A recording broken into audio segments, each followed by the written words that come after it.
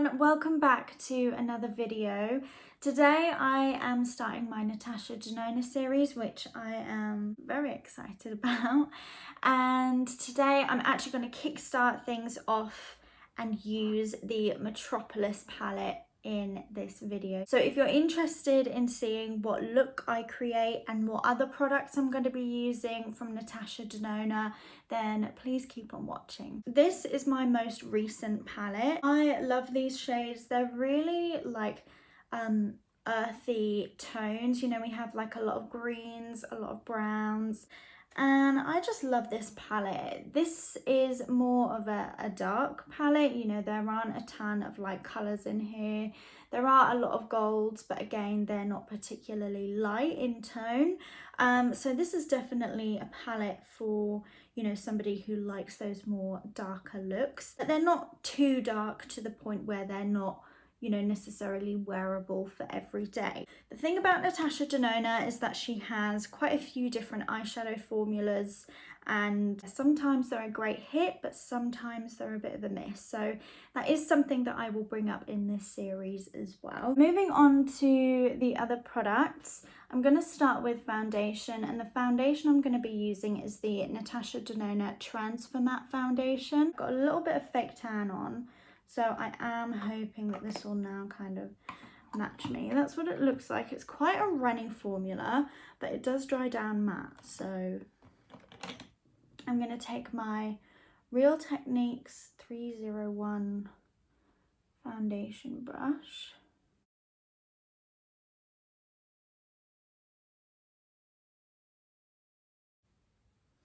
And the great thing about this foundation is that you don't have to powder it. It's not one of those matte foundations where they still kind of stay wet on the skin. It definitely does dry down. This is the foundation all applied, and for me, I just love the finish of it. Like, it doesn't give you that flat matte kind of finish. It's like a really nice soft matte while still kind of having a slight glow to it as well. Like, you can just see from the reflection of the light, I'm not looking dull at all. You know, I still look like my skin's pretty healthy. I don't have any of her concealers, so I'm going to use my Jouer Essential High Coverage Concealer. This is actually in my project pan, so to be honest, it's a perfect excuse to use it, really, isn't it?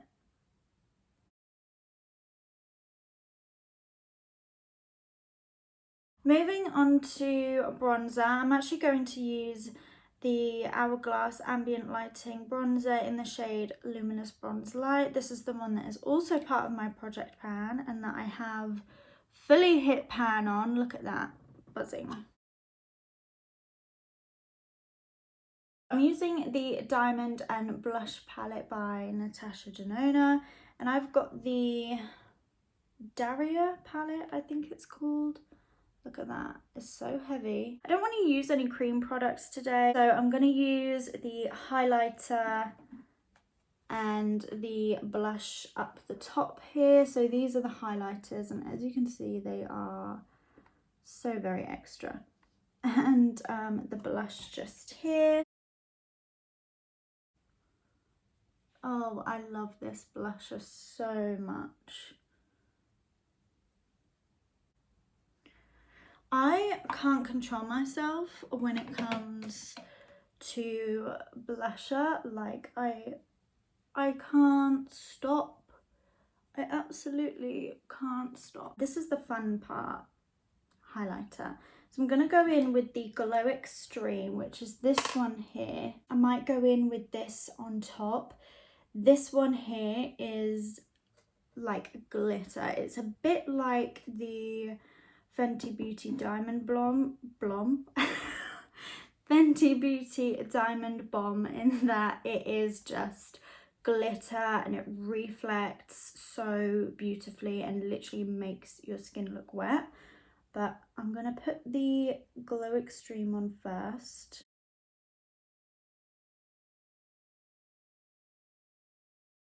the diamond powder, look, it does scare me slightly. So that's what it looks like it's just glitter. But I think I'm gonna do it.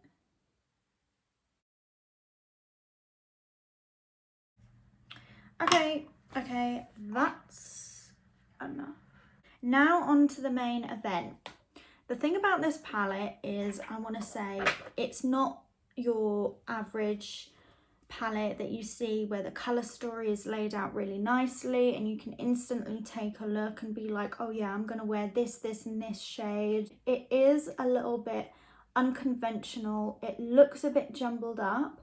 However, if you take a look at the shades and look at them in the columns that they've been placed, these here, beautiful, beautiful, stunning. They're placed very strategically, and I think if you're somebody who looks at this and is panicked by it, then do not panic. It is, I would say, out of all my Natasha Denona palettes, I pick up this one the most because it is so user-friendly. The formula, which I will get onto a bit later, just blends itself. Like, you don't have to put a lot of effort into using these eyeshadows at all. But today I think I want to use this column here. When I've read blog posts and seen other YouTube videos, I see a lot of people focusing on the greens, which the greens in this palette are to die for. But I haven't seen very many people kind of use this red shade. So I want to use this column here. I'm going to start by taking this shade here called Chrism, and it's a cream to powder formula. Now, Natasha Denona is kind of, I guess, famous for this cream to powder formula that she has. Sometimes she gets it spot on, other times she doesn't. And as the series goes on, it will become very clear what palettes perhaps were a little bit off the mark. But this one, she got the formula so right. And I think it was actually off the back of the release of some of her other palettes where the formula just wasn't quite right, that she then came out with this one and she completely reformulated her cream to powder formula that she has. If I kind of swatch this, I don't know if you'll really be able to tell with this shade. Wow, there's a bit of a blue.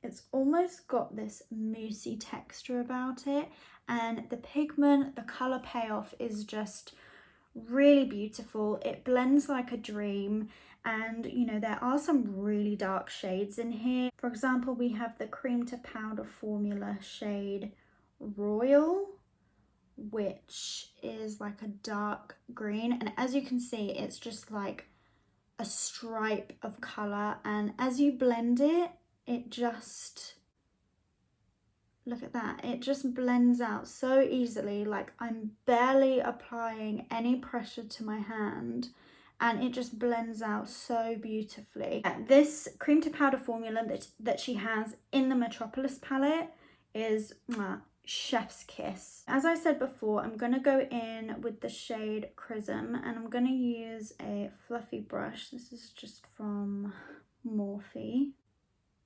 And I have already applied my Urban Decay eyeshadow primer as well. But this is going to be our transition shade. I'm just going to blend this kind of above the crease.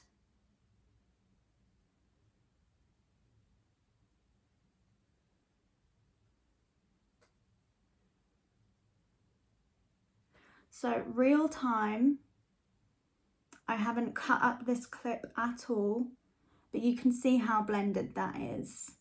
Usually if I'm using any other sort of eyeshadow palette, I will have to blend a little bit longer than that. But with this cream to powder formula that she has in here, not only that, even her other formulas, you know, her creamy matte formula, and her metallic formulas, like they just all blend so well with each other and on their own. I really feel like she is just the queen of eyeshadow. She really is.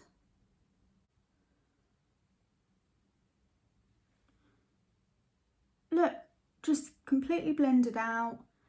Beautiful.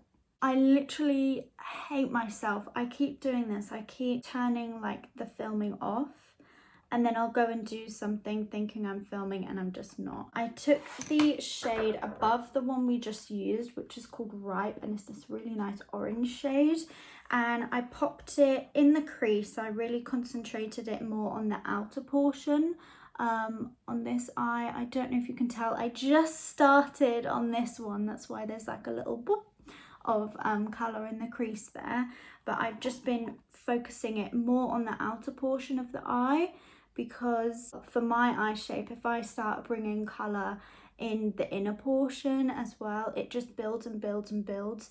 And because my eyes are very round and like buggy, they kind of protrude a little bit, it just doesn't look great on me. So I try to avoid building colour up too much on the inner portion.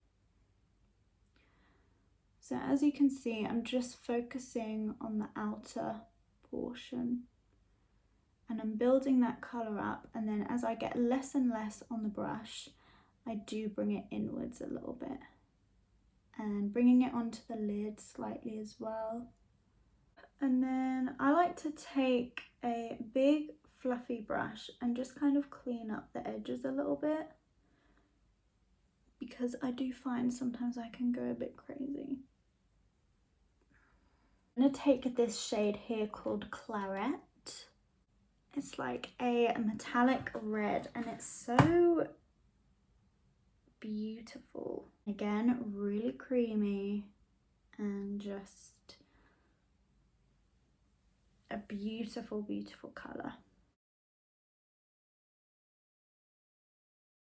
It's just so pretty.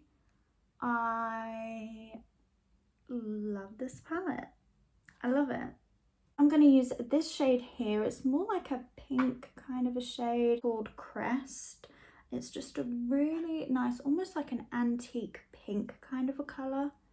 And I'm going to pop that on the inner portion. Then I'm going to go in with that red shade and just build that up again. Next, I'm taking this really fine, oh my gosh, I have eyeshadow everywhere. Really fine, almost like pencil brush. And I'm going to take that dark shade that we used, that really orangey shade. I think it was called Ripe. And I'm going to take that really close to the lash line. And next I'm going to take a slightly bigger brush. I'm going to take that cream to powder formula shade that we used on the lid first, Charism, so that lighter shade. And I'm going to blend that out. For mascara, I'm going to be using the Maybelline Sky High mascara. And the terrible lash lift that I did is really starting to wear off. So my lashes look crazy. I just need to exfoliate using the e.l.f. lip scrub. This is brilliant. If you don't have one of these, get one of these. They're great. So I've got one of the I Need a Nude lip crayon in the shade Ilona? I don't know. Looks like that. I need to sharpen it actually. So I'm gonna try this. I don't know if the combination that I've got will go, because I've only got one of these and one other lipstick. These are so creamy. I've never used anything like it in my life. That's the I Need a Nude lip crayon. And I've got the I Need a Nude lipstick in the shade Amorosa. It's the one that came with, or as part of the Love collection. And this shade is gorgeous. I love this. Okay, I don't really like this lip with the eyes, because the eyes are very warm toned and the lips are a bit cooler. So it looks better on camera than it does in person. So we'll just go with it for now. However, as you can see, this brings us to the end of the first Natasha Denona episode. I did actually have these on my desk to use. These are the, can't see very well, but Natasha Denona lashes in the style pinup. If you've ever watched Natasha Denona in her videos doing, you know, the gorgeous makeup looks that she does, she always uses these stunning lashes, and they're not super long, they're not super thick like all the lashes are these days. Literally, I was on the hunt for these lashes and I was like, well, she doesn't list them in her videos, so they can't be her lashes. Lo and behold, I think these are the ones. They are just incredible. And I was reading the back the other day and it says here, these lashes are made of 100% sterilised human hair. So I don't know how I feel about that, but I am excited to wear these at some point. I'm just kind of waiting for my lash lift to sort itself out a little bit, because my lashes are starting to drop a bit, so it's not long now before they'll just completely return to normal. But as I was saying, this is the finished look using the majority of products from Natasha Denona. So if you enjoyed this video, then please give it a thumbs up and consider subscribing to my YouTube channel. Stay tuned for next week's video on the Natasha Denona Gold palette, where I will also be using some other Natasha Denona products. So with that being said, I hope you have a good week and I'll see you in my next one. Bye bye.